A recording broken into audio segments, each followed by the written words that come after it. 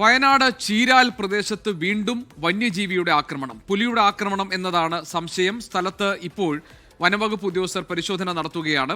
സുർജിത്ത് അയ്യപ്പത്ത് വയനാട്ടിൽ നിന്നുണ്ട് വിവരങ്ങളുമായി. സുർജിത്ത്, ഈ ചീരാൽ മേഖലയിൽ വന്യജീവി സാന്നിധ്യം അല്ലെങ്കിൽ വന്യജീവിയുടെ ആക്രമണം എന്നത് നാട്ടുകാർ പറഞ്ഞതിനെ തുടർന്ന് ഇപ്പോൾ വനംവകുപ്പ് പരിശോധിക്കുകയാണോ? അതല്ല ആർക്കെങ്കിലും എന്തെങ്കിലും പുതിയ അനുഭവങ്ങൾ എന്തെങ്കിലും ഉണ്ടോ? എന്താണ് നിലവിലെ സാഹചര്യം സുർജിത്ത് അവിടെ?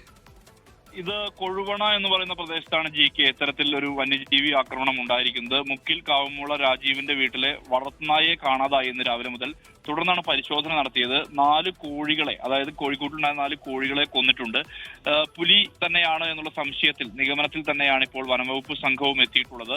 വനംവകുപ്പ് ഉദ്യോഗസ്ഥർ ഇവിടേക്ക് എത്തിയിട്ടുണ്ട്. വനംവകുപ്പ് ഉദ്യോഗസ്ഥരുടെ നേതൃത്വത്തിൽ പരിശോധന ഇപ്പോൾ നടന്ന് വരികയാണ് എന്നുള്ളതാണ് നമുക്ക് ലഭ്യമാകുന്ന വിവരം. എന്തായാലും നേരത്തെയും ചീരാൽ പ്രദേശത്ത് ഈ പുലിയുടെ സാന്നിധ്യമുണ്ട്, കരടിയുടെ സാന്നിധ്യമുണ്ട്. അത്തരത്തിൽ നിരന്തരം ഇതൊക്കെ ഇറങ്ങുന്ന ഒരവസ്ഥ ഈ മേഖലയിൽ ഉണ്ട് എന്നുള്ളതാണ് നാട്ടുകാർ ഉൾപ്പെടെ പറയുന്നത്. മേപ്പാടി സെക്ഷൻ ഫോറസ്റ്റ് ഓഫീസറായിട്ടുള്ള സന്തോഷിന്റെ നേതൃത്വത്തിലാണ് RRT സംഘം അടക്കം പരിശോധന നടത്തിക്കൊണ്ടിരിക്കുന്നത്. എന്തായാലും പുലിയുടെ തോട്ടങ്ങൾ ഉൾപ്പെടെയുള്ള മേഖലയാണ്. സ്വാഭാവികമായും പുലി പകൽ ഉൾപ്പെടെ മറഞ്ഞിരിക്കാനുള്ള സാധ്യതയുണ്ട്. അതുകൊണ്ട് തന്നെ പരിശോധന കർശനമായ രീതിയിൽ തന്നെ വനംവകുപ്പ് ഉദ്യോഗസ്ഥർ മുന്നോട്ട് കൊണ്ടുപോവുകയാണ്. ഇങ്ങനെ അടിക്കടി ഉണ്ടാകുന്ന ഈ വന്യജീവി ആക്രമണവുമായി ബന്ധപ്പെട്ട് വലിയ രീതിയിലുള്ള അമർഷം ആളുകൾക്കിടയിലും നിലനിൽക്കുന്നുണ്ട്. ഇതിനടുത്തുള്ള നമ്പ്യാർകുന്നിലാണ് നേരത്തെ പുലിയെ കൂടുവെച്ച് പിടികൂടുന്ന ഒരവസ്ഥ ഉണ്ടായിട്ടുള്ളത്. എന്തായാലും വീണ്ടും പുലിയുടെ സാന്നിധ്യം മേഖലയിൽ ഉണ്ടാകുന്നു എന്നുള്ളത് ആശങ്ക പരത്തുന്നുണ്ട്. ജി.കെ സുർജിത്ത് അയ്യപ്പത്താണ് വിവരങ്ങൾ നൽകിയത് വയനാട്ടിൽ നിന്ന്.